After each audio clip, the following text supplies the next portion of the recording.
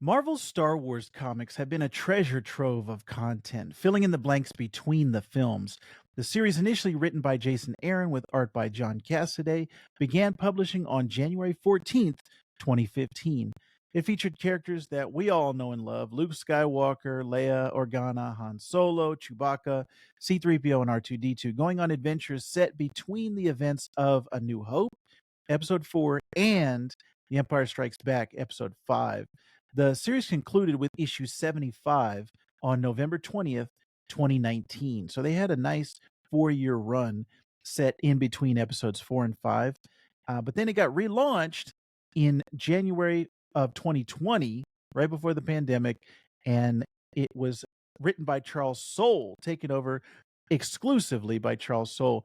The first series actually had a number of writers: Kieran Gillen, Kelly Thompson, but like I said, it started off with Jason Aaron. The Charles Soule run is exclusively Charles Soule the entire time. This one was, like I said, started on January 1st, 2020. Series featured characters like Luke Skywalker, Leia Organa again, Lando Calrissian, Chewbacca, C3PO, and R2D2. And it takes place between episodes 5 and 6, Empire Strikes Back and Return of the Jedi. This served as a relaunch to the first series. The first one was volume 2 in the Marvel canon. This one was volume 3. And like I said, I have some thoughts on where they could go for volume 4. But it really filled in a lot of nooks and crannies in between. How did Darth Vader find out Luke Skywalker was his son? What was happening in between all these moments that we hadn't seen before on the big screen? They give us a deeper understanding of Luke's journey as he learned more about the Force, Princess Leia's growth as a leader, and the Rebel Alliance's ongoing battles against the Empire. These are added layers of depth that we get to know more about the characters, more about the lore. These comics gave us a deeper understanding of Luke's journey as he learned more about the Force, Princess Leia growing as a leader, the Rebel Alliance's ongoing battle against the Empire. All of these things are just added layers to the characters that we all know and love from the movies. And this makes their struggles and their triumphs even more impactful, just giving us like more layers to the onion. That is something special. I think Charles Soule, Jason Aaron, all of these writers, Kieran Gillen, they really have added something to the canon, to the story overall of Star Wars. And if you haven't checked them out, I highly recommend. But where can they go from here? Where can volume 4 go? And I think I have a few ideas on how they could expand this galaxy far, far away. First of all, they could go to the Ahsoka and Captain Rex journey. Like, what were they doing? The early days of the Empire. Their stories are, something that could be a rich tapestry of exploring the transition from the Republic to the Empire and then the burgeoning rebel movement. I think there's a lot of potential in the gaps between Return of the Jedi and Force Awakens. That's the obvious one because we already got in between 4 and 5 and 5 and 6. So the next obvious jump would be between 6 and 7.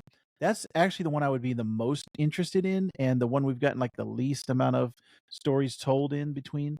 So you could go into Luke's journey for Jedi knowledge, Leia's role in the New Republic, Han Solo's adventures as a smuggler before he returned to fight against the First Order.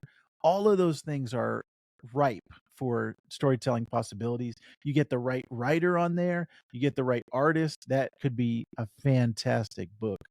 Um, Another direction that they could go was more character driven, and a lot of the personal lives and the growth of the heroes during those intermovie periods.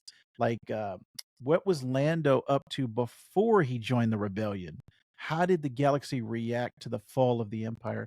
Those are the kind of stories that they can add a lot of emotional weight and a lot of context to what we've seen on the screen. Speaking of personal growth, I have personal growth. I recently started something new that I think you might find interesting. Magic Mind, which is they reached out to me and sent a few of their shots to try so I could partake in their 7-day challenge. Drinking one Magic Mind shot a day for 7 days. It's really changed my mental performance, my mental health, and work habits. Just makes things a lot clearer. Like just everything's on a smooth, even um, playing field for me. By the third day, I think I noticed a significant boost in my focus and in my energy levels.